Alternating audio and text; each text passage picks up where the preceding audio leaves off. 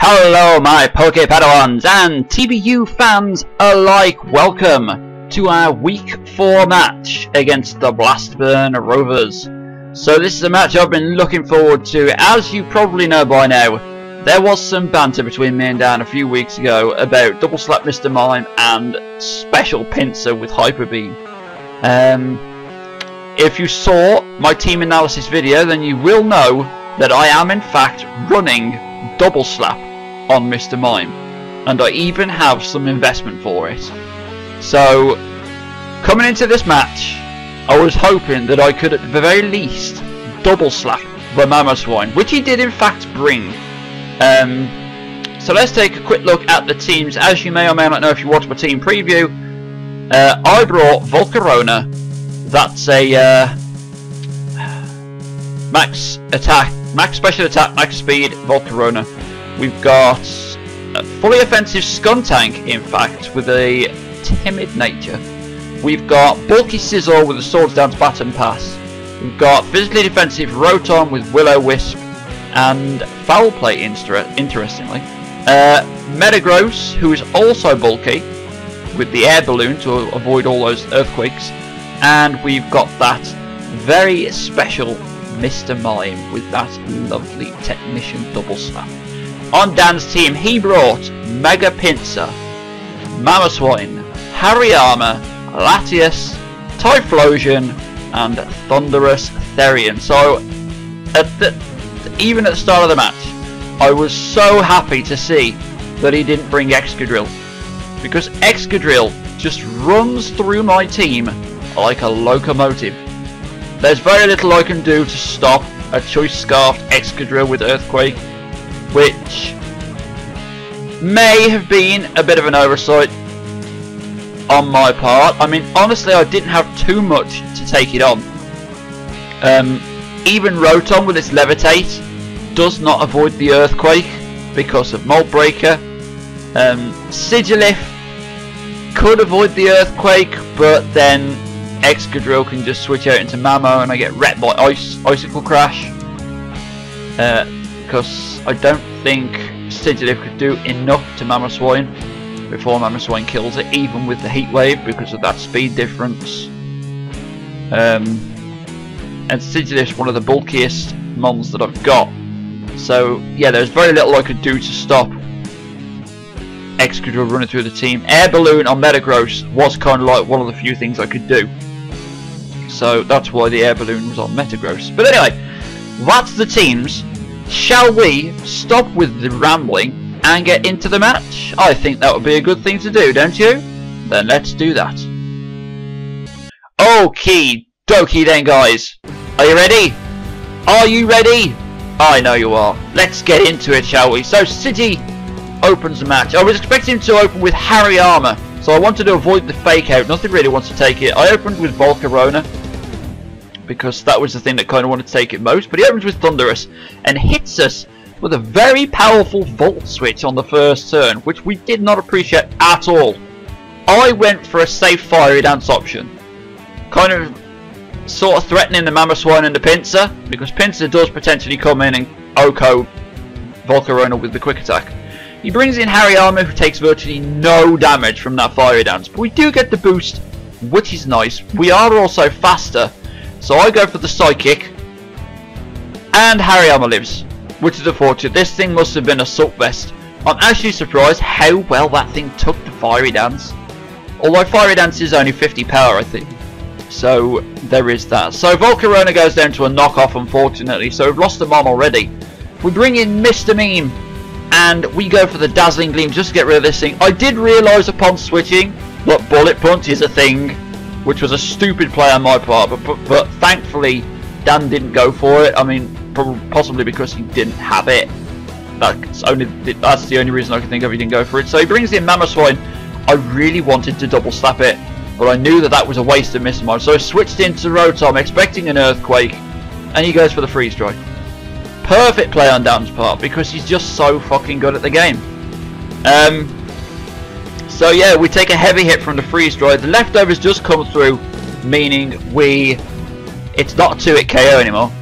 And instead of going for an obvious burn, which was why he switched in Latias, I assume, I switched out into Skuntank, who was kind of the safest option at the time. Latias then goes for the trick, possibly expecting me to have the Assault Vest or something, but we didn't. This is a fully offensive set, so the Choice Scarf actually played to our favour, and we get off a nice powerful hit against that Latias. Nice and powerful. So we go for the second Night Slash, and he brings in Pinsir.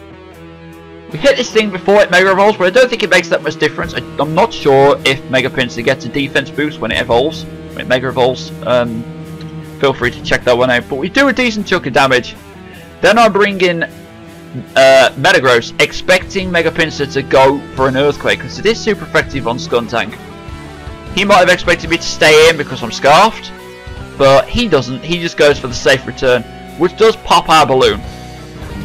So another good play on Psiji's part there, not falling for the well, it's not really a trap. I mean, he couldn't have predicted the air balloon.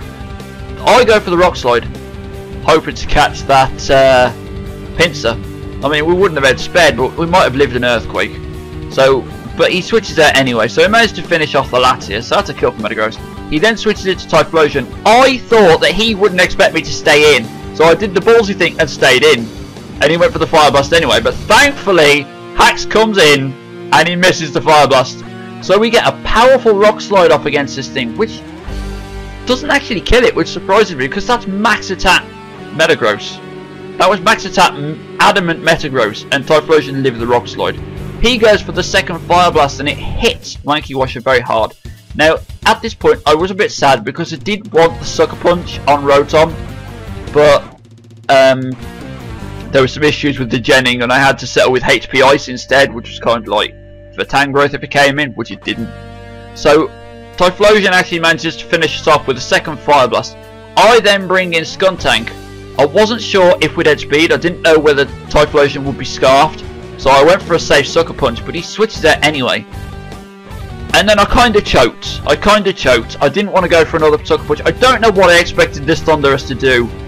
Maybe a T-Wave, but I didn't want to stay in, locked into Sucker Punch, so I switched out, went into Metagross, because we got the Rock Slide. I actually wanted to get the Rocks up though. I clicked Stealth Rock that turn, because Pinsir is the thing. Mamoswine wouldn't appreciate it. But Thundurus gets the critical Thunderbolt against us. So I bring in Pepe, go for the Sucker Punch, again not knowing if this thing's Scarfed or not. And he just straight up OHKOs us with another Thunderbolt. So I bring in Mr. Mime, thinking that high special defense can help us live a Thunderbolt from this thing. But no, Thundurus is just wrecking shop.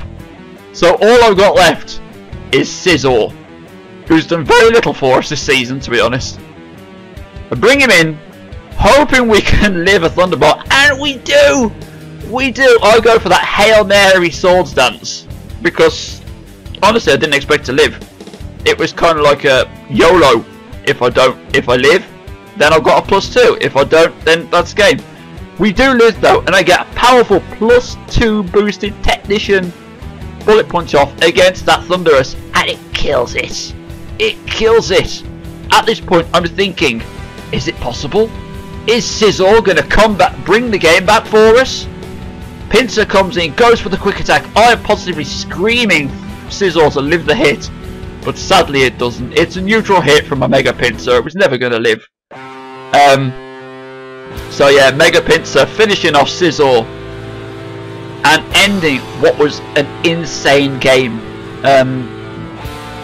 The momentum in that game just flopped from one side to the other. 1 minute Dan had the game, then I was kind of running in favour, and then the flow was straight back in Dan's hand, and then when Scizor got the +2 boost, it sort of ebbed back my way again, but Mega Pinsir pulled it back at the end. So that was such a crazy game. I enjoyed it a lot though. Sadly I didn't get the double slap off, and that does sadden me. It does. It almost brought a tear to my eye. I packed the double slap and I didn't even get a chance to use it. So I am sad about that, but at least I had it, so I thought they counter. But Mr. Mime did get a kill, so that puts Mr. Mime at 2 kills for the season now. So woo, Mr. Mime, Mr. Meme. So yeah, Mr. Meme now sitting at 2 kills, so I guess some good game of this match. But that was a really fun match. It was very fast paced. As I said, the momentum was just batting back and forth between us. Honestly, you couldn't have called that game at any point. I mean, the Fire Blast miss was huge. That Fire Blast probably would have taken out Metagross, especially if it was Specs. But it missed, and we got the Rock Slide off. It was kind of ballsy of me to stay in, like I said. I know that Dan's a very predictive player, so I expected him to expect me to not want to stay in on an obvious fire type move. But I guess he expected me to expect him to expect me to expect him to expect the Fire Blast. I'm confusing myself now, but you know what I mean. He kind of predicted my ballsy play, or maybe he just went for it. You know, I don't know. But the Fire Blast miss was huge, but it did make up for it with the Thunderbolt crit against Metagross. I'm pretty sure if the Thunderbolt hadn't critted, we'd have got that nice Rock Slide off. But even then, it wouldn't have killed Pinsir because it was still above half health. So even if I got the Stealth Rock off, it wouldn't have won me the game. I mean, even if Pinsir had been below half health and the Stealth Rock had killed it, he still had Mamoswine, which would have outsped Metagross because Metagross had no speed investment. So I think the moment I clicked Stealth Rock over Rock Slide on Metagross, I lost the game. But it was so much fun. It was so much fun. I did make a couple of bad plays, I will admit. But yeah, props to Dan, props to Dan. And I'm kind of happy to see him get his first win as well. So yeah, that's pretty cool. So yeah, that's our week 4 match. Little announcement for you guys as well. I am actually stepping down from the TBU for a couple of weeks because I've got a few personal matters I need to take care of. I need to travel away for some family business, so I am handing the reins over to Ethan of Erasthamus Gaming. You probably know him as the coach of the Miami Rotom Heat over in the PPL. I stood in for him when he had to step back from the PPL, and now I've asked him to stand in for me while I'm having to stand down from the TBU. So yeah, it's pretty cool. I'm happy to say that he did say yes. So for the next 2 weeks, guys, the Highland Houndoms will be in the very capable hands of Ethan. So I wish him luck, but that feels kind of patronising a little bit. But whatever. Best of luck, Ethan. I hope you have better luck than I have been having so far. I've only won 1 game in 4 weeks, but to be fair, I have had some pretty strong opponents. So yeah.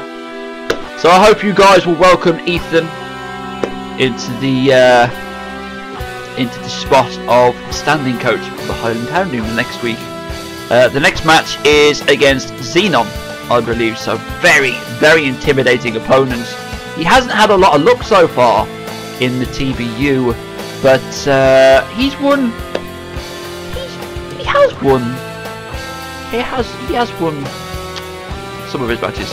So yeah, it's going to be an interesting match. I'll be watching quite eagerly from the sidelines, to be honest. But yeah, I'm yammering. So thank you very much for joining me, guys. I hope you enjoyed this match as much as I did. Like I said, it was very fast paced.